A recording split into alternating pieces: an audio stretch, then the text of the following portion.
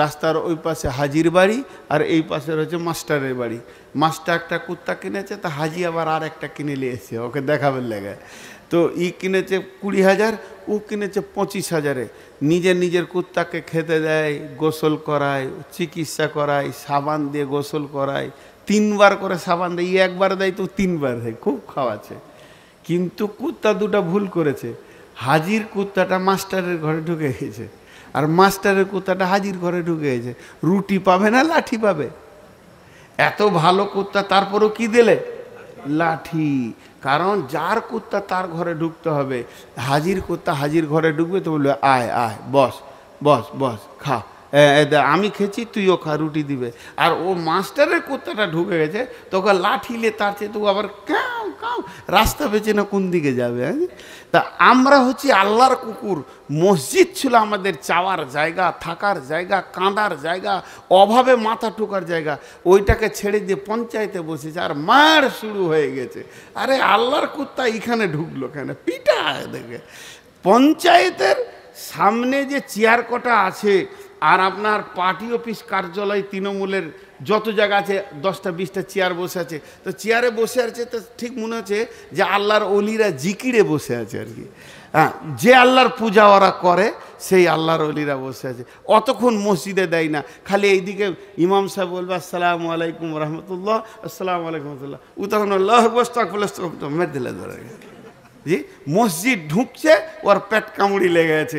মসজিদ সালাম ফিরা হবে তো সঙ্গে সঙ্গে বেরিয়ে মেরে দিলে তোর আল্লাহর ঘরে খানিক চাইবো। জি, একটা বক্তার নাম করব না আমি, ভালো মানুষ, বাংলাদেশ বাড়ি, উনি সৌদি আরব গিয়েছেন উমরা করতে, বারবার দেখা হচ্ছে। তা আমাকে একজন বললো যে ওনার সঙ্গে আমার দেখা হলো, উনি মসজিদের দিকে যাচ্ছেন অনেক রাত্রি।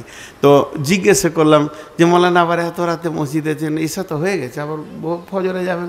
বলছে না রে বাপ, ভিক্ষা চাইতে এসছি, আর চাওয়া হচ্ছে না, এখন গাদা চাবো, সারা রাত চাইবো, এসেছি চাইতে, ওই লেগে কাবা শরীফে যাচ্ছি।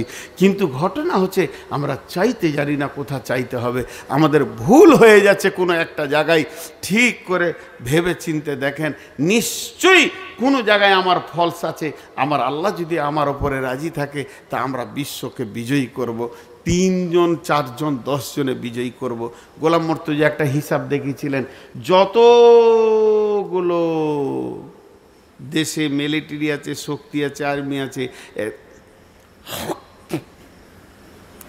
হাই স্কুল আছে, কলেজ আছে, প্রেয়ার লাইন যখন করা হয়, প্রেয়ার মানে হচ্ছে প্রার্থনা, আর আমি ওটাকে পিরিয়ড বলি, মানে ওটার প্রার্থনা লাইন। তো এই লাইনটা যখন করা হয় কোন দিকে দাঁড়ায় বলেন? কোন দিকে দাঁড়াই? একটার পেছনে একটা না একটা পাশে একটা দাঁড়াই? জোরে বলেন না। একটার পেছনে, তার পেছনে একটা। সারা পৃথিবীতে এখনো যতগুলো প্রেয়ার করা হয় পেছনে পেছনে দাঁড়ায়। তাহলে এক পেছনে এক কত হলো? তার পেছনে এক কত হলো? এমনি করে 4 5 6 7 যত গুনবেন গুণ ওইভাবে বাড়বে।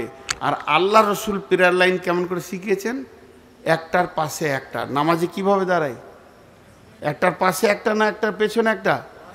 একটা পাশে একটা। তো একের পাশে এক কত? একের পাশে এক হলে 2 হয় না 11 হয়? কোন স্কুলে পড়ো তুমি? আর তার পাশে এক, তার মানে তার পাশে এক, তাহলে কত হলো? তো মুসলমানরা যখন 4টা দাঁড়াবে তখন ওদেরকে 1111টা দাঁড়াতে হবে। মুসলমানরা যখন 5টা দাঁড়াবে, 6টা দাঁড়াবে, ওদেরকে 1 লাখ আসতে হবে, তবেই পারবে। বিশ্বনবী শিখিয়ে দেখেছেন, কাকে দাঁড়ানো বলে জানো না তোমরা? আর কাঁপিয়েছে এইভাবেই পৃথিবীটাকে। শুধু আমরা দুর্বল হয়ে গেছি, নিজেকে আল্লাহকে পেছন থেকে সরিয়ে দিয়ে। এখন আমরা আল্লাহর কাছে এই মর্মে দোয়া করব, হে আল্লাহ তুমি আমাদের হয়ে যাও, আমাদেরকে আপনজন বানিয়ে নাও। আমিন বললেন না এতগুলো লোক? কত বড় দোয়া। এ আল্লাহ তু হামারে বাঞ্জা হাম সবকো আপনা বানা লে। আমিন। এ আল্লাহ আমরা গুনাহ করেছি, আমরা বড় বড় কাবিরা গুনাহ করেছি, আমাদের গুনাহগুলো মাপার মতো কিছু নাই, এত বড় গুনাহ করেছি। আর যতই গুনাহ করেছি তবু তোরই মাবুদ, তোরই গোলাম। এ আল্লাহ আমাদের গুনাহগুলোকে মাফ করে দাও। এ আল্লাহ আমাদের গুনার উপরে নারাজ হয়ে এত বড় আযাব দিও না। এ আল্লাহ তুমি আমাদের গুনাহগুলোকে মাফ করে দাও, মাফ করে দাও, এবং বেঈমানদের কাছ থেকে আমাদের জমিকে আমাদেরকে ফিরিয়ে দাও। এ আল্লাহ তুমি পারবে। আমরা 14 তারিখে ময়দানে যাব, এটা পৃথিবীর নীতি হিসেবে যাচ্ছি, তবে তুমি আমাদের সঙ্গে থাকো, নিশ্চয় আমাদের মাল আমাদের কাছে আবার ফিরিয়ে দাও। হে আল্লাহ, মুসলমানদের জান, মাল, ইজ্জত, আবরু, আওরাত সবের তুমি হেফাজত করো। এ আল্লাহ, আমাদের মা বাপ ভাই বোন যারা কবরে চলে গেছে, সেই কবরবাসীকে তুমি ক্ষমা করে দাও। তারা তোমার আদালতে যদি, আমি দোয়া দিচ্ছি আপনারা আমিন বলছেন না, বলেন আমরা কত দুর্বল মুসলমান দেখেন জি, এখান থেকেই বোঝা যাচ্ছে। তারপরে এরা বলছে যে ছিনকে লেঙ্গে পাকিস্তান কো, কিছুই পারবে না, সোজা করে বইয়ের সামনে দাঁড়াইতে পারে না, আমার মন্ত্রীর সামনে দাঁড়াবে। হ্যাঁ, এই দোয়াগুলো নিতে চাইছেন না জি ভাই। এখনই এতক্ষণ বক্তব্য দিলাম, আল্লাহর কাছে আগে চাও, আল্লাহকে সঙ্গে লাও। এ আল্লাহ, তোমার কাছে আমরা অনেক ইমানি দিক থেকে ঘাটতিতে পড়ে গেছি, নিচে পড়ে গেছি, তুমি আমাদের হাত ধরে তুলে লাও। এই মাবুদ, এই জালেম বেঈমানদের কাছ থেকে তুমি আমাদেরকে হেফাজত করো। আল্লাহ, ওদের কাছে আমরা দাওয়াত পৌঁছাতে পারিনি, এটা আমাদের দুর্বল, কিন্তু এখন মিডিয়া দ্বারা বহুত ইউটিউবে পৌঁছে গেছে, ওরা মানবে কিনা জানি না, তবে তোমার কাছে দোয়া করি ওদেরকে রাতারাতি কালেমা দাও, দিয়ে আমাদের দলভুক্ত ভাই করে দাও। যদি তোমার কলমে কালেমা না থাকে তো দৃষ্টান্তমূলক আযাব দিয়ে ধ্বংস করে দাও। এই আল্লাহ, তোমার নবী বলেছে মুসলমান সমূলে শেষ হবে না, বেশ হক হবে না। তোমার নবী যখন বলেছে তখন হবে না, তুমি মেনে নিয়েছো। আমরা তো তোমারই গোলাম, আমরা তোমার গোলামি করতে পারিনি, তুমি আমাদেরকে ক্ষমা করো। তা বলে ওই বেঈমানদের হাতে তুলে দিও না, তুমি আমাদেরকে হেফাজত করো। আল্লাহ, তুমি আমাদের আখিরাতকে হেফাজত করো। আমাদের মা বাপ ভাই বোন যারা মারা গেছে তাদেরকে মাফ করো।